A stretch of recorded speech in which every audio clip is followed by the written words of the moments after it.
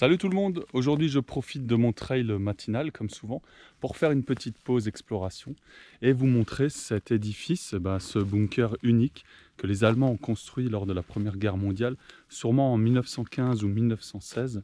C'est un observatoire qui est placé sur une deuxième ligne allemande. On est dans le massif des Vosges là et vous voyez que ce bloco c'est vraiment unique. Il est incorporé dans la roche. Ici, on voit bien la roche existante, du grès rose. Et ici, le raccord. Je vous avais déjà fait une petite visite il y a un petit moment déjà. La vidéo date un petit peu. Et ce qui serait super, c'est qu'on arrive à un petit peu nettoyer l'ouvrage pour vraiment le mettre en valeur.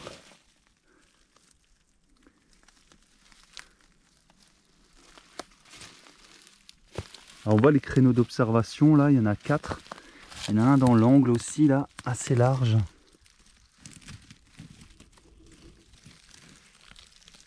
Et là, de nouveau la roche.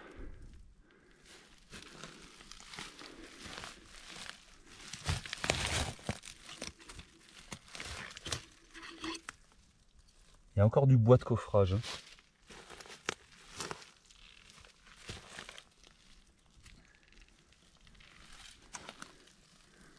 Alors on va passer par-dessus.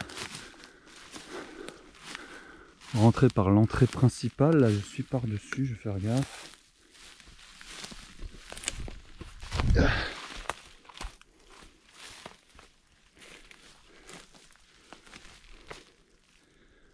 Ouais, il devait y avoir un escalier là. Là ce serait pas mal de nettoyer là cette entrée.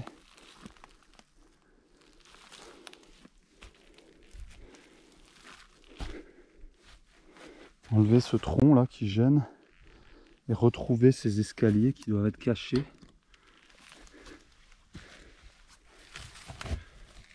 Là on voit tout de suite que on voit le coffrage. On voit les anciennes poutres qui ont été utilisées. Elles sont un peu pourries ceux-là. Et le béton, il avait posé des planches.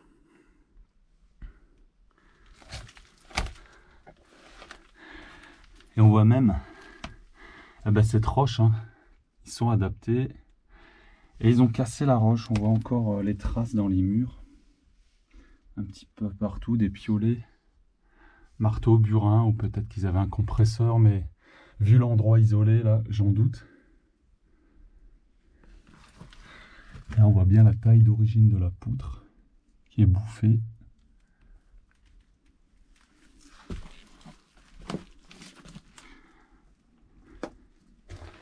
Là on voit bien le coffrage, puisque les poutres ont complètement disparu au fond là. Ici il y en avait une.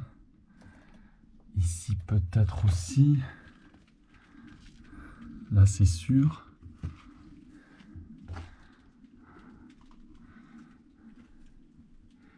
Là. Et une dernière ici, une grosse. On a au fond l'observatoire, mais avant, on va voir ce tunnel. Vous voyez, il y a un tunnel perpendiculaire là, qui est assez large, hein, qui fait bien 1 mètre de large et 1,20 m de hauteur à peu près. Même s'il y a pas mal de gravats, de pierres qui sont tombées des côtés, mais ça a l'air bien solide quand même.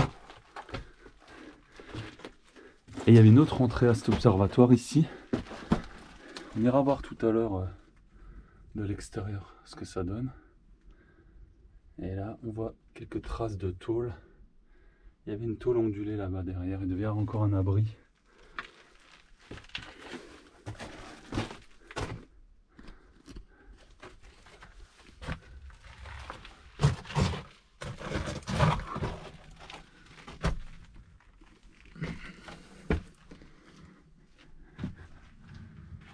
Pourquoi il est exceptionnel cet observatoire?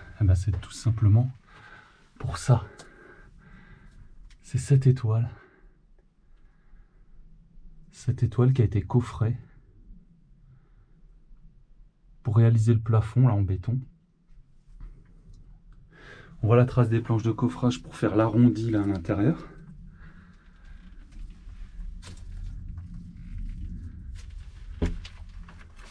Et là, les créneaux d'observation qui sont un petit peu bouchés, là, qu'il faudrait un petit peu nettoyer. Là, ils ont même réussi, petite prouesse, c'est de coffrer une pièce là en forme de triangle dans le créneau. C'est exceptionnel, c'est génial, moi j'adore. On a encore du bois de coffrage un peu partout, un obus là, j'ai l'impression que c'est du 65.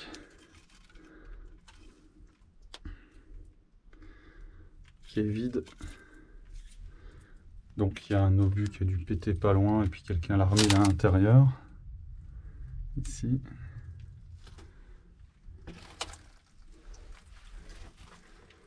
Voilà, ce qui est vraiment incroyable, c'est cette étoile.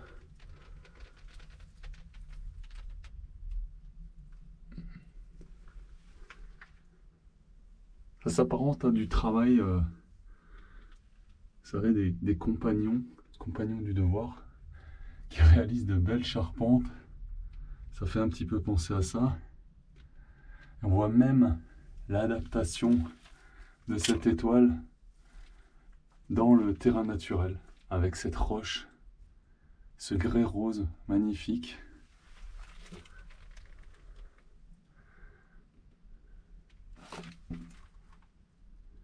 Le souci du détail. Et plus de 100 ans après, ce coffrage il est encore intact. D'où l'intérêt de préserver des sites comme ça, de garder le secret de la localisation. Vous m'excuserez hein, si je vous la donne pas. C'est loin d'être un lieu touristique pour le moment.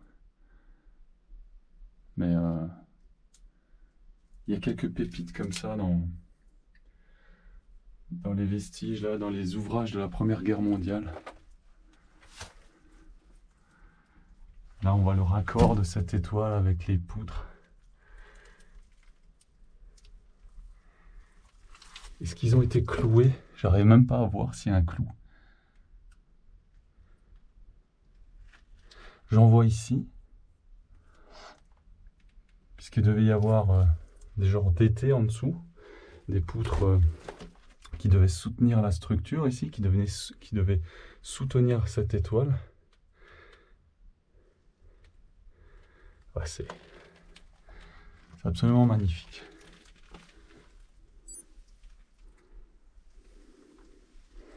Et puis c'est pas grand, hein, vous voyez, ça fait 1 mètre de large à peu près. Moi je touche pas le plafond mais presque, ça doit faire 2 mètres de haut, un peu plus.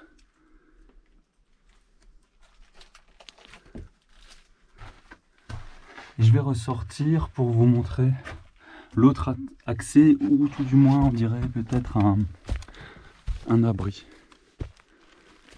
J'ai quand même l'impression que c'était un abri.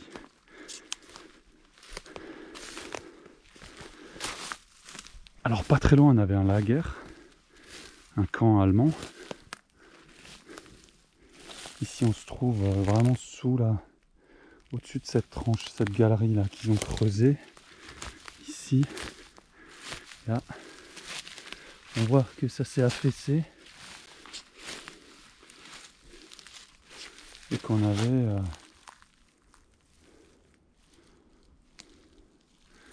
ah non, je suis pas au bon endroit. Non, je suis allé trop loin, c'est ici. Ouais, c'est ça. Faire attention.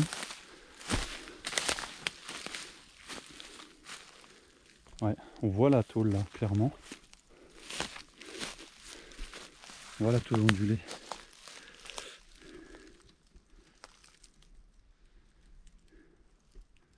Donc là, ça s'est affaissé. Mais j'ai l'impression qu'il y avait une pièce ici. Peut-être un accès qui remontait, je sais pas. En tout cas, c'était recouvert de tôle.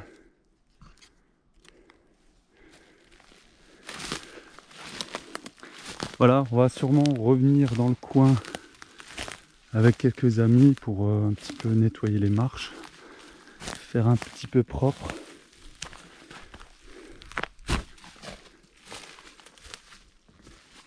Et cet observatoire qui était parfaitement placé, puisque si les Français devaient passer la première ligne, qui était un petit peu plus loin,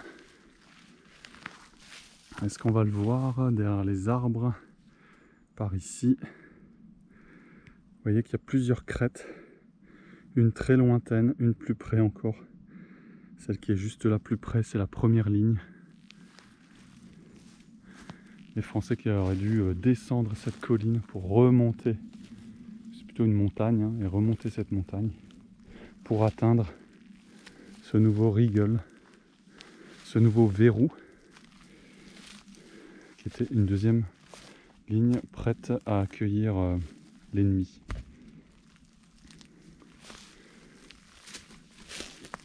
Voilà, moi je vais repartir dans mon running. Je vous dis à très vite pour d'autres aventures.